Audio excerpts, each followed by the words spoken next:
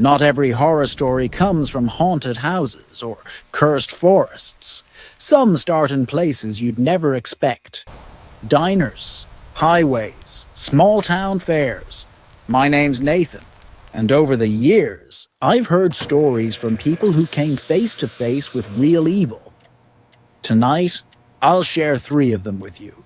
Real people, real fear. Let's begin with a story from a waitress named Kathy.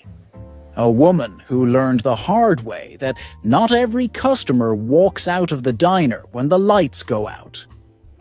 The night shift at Millie's Diner was always quiet. Just the sound of sizzling bacon, clinking plates, and that old neon sign buzzing outside. I used to say the silence was peaceful. Now I know it was hiding something worse. It was around 2:30 a.m. when he came in. A tall man in a black jacket, face shadowed under his cap. He didn't smile, didn't say, "Hi," just took the last booth near the window. When I walked over, he didn't look up. "Coffee," he said. "Black." I nodded, trying to ignore the weird chill running up my spine. Every few minutes, I'd glance at him. Same posture, same stillness, like he wasn't waiting for food. Just watching. When his coffee went cold, I asked, "You need a refill?" He smiled. It wasn't friendly. "Not yet." "You close up alone tonight?" My throat tightened. I lied. "No." Cook's still in the back. The cook had gone home an hour ago. He stayed until closing time. Didn't order anything else. When I finally told him we were shutting down, he stood, slowly, and said, "See you soon, Kathy." I froze. My name tag wasn't even on that night. He walked out. The bell over the door jingled. I locked it the second he was gone. That night, I barely slept. Next morning, I saw the same man's truck parked across the street from my apartment. Engine off, windows tinted. When I looked again 10 minutes later, it was gone. 2 nights later, he came back to the diner. Same booth, same order. But this time, he wasn't alone. He'd brought a camera, an old Polaroid. And when I turned around, I heard it click. He'd taken my picture. I called the cops that night. They searched the parking lot. The truck was gone again. Weeks passed. Nothing. Then one morning, I found an envelope taped to my apartment door. Inside, a Polaroid of me, pouring coffee, and written under it in red marker, "See you soon." That's when I quit the diner, and I still don't work night shifts. Kathy thought she left her fear behind when she quit that job. But sometimes, danger doesn't need to follow you home. It's already waiting where you least expect it. This next story comes from Ben, a man who just wanted to spend one night at the local carnival, but left with memories that still haunt him. I was never a big fan of fairs, but my buddy Ryan talked me into it. Said the Maple County Carnival only came once a year, and we had to check it out. The place smelled like popcorn, smoke, and cheap cologne. Bright lights everywhere, music blaring, crowds laughing, but behind the noise, something felt off. At one booth, there was this clown, not the funny kind. The kind that makes you feel like he knows something you don't.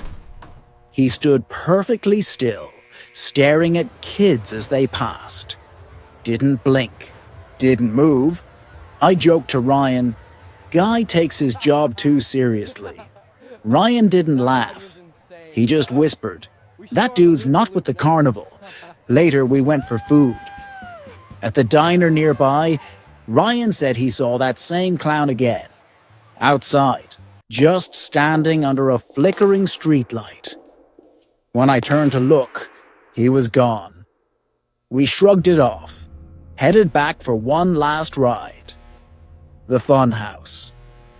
Inside was dark, just mirrors, flashing lights, and that distorted carnival music that makes you dizzy. Ryan went left. I went right. After a few turns, I heard someone whisper my name. Ben. I laughed nervously. Nice try, Ryan. But then I saw it. In one of the mirrors. The clown, standing behind me. I turned around. No one there. Turned back. He was closer in the reflection. I bolted through the maze, calling for Ryan. Every corner I turned, I caught glimpses of red and white, and that faint squeak of clown shoes echoing behind me. When I finally burst out the exit, the worker yelled, "What's wrong?" I spun around. No one followed me. Ryan came out 30 seconds later, pale as a ghost. He said someone grabbed him inside. Cold hands, tight grip. But when he looked, no one was there. We left that night. Didn't say a word the whole drive home. Next morning, Ryan called me, voice shaking. Check your porch. I opened my door and froze. A single balloon, red tied to my doorknob, and under it, a carnival ticket stub. Stamped on the back, in black ink, were 2 words. See you. The carnival never came back the next year. No posters, no trucks, nothing. Like it never existed. Ben made it home that night. Barely.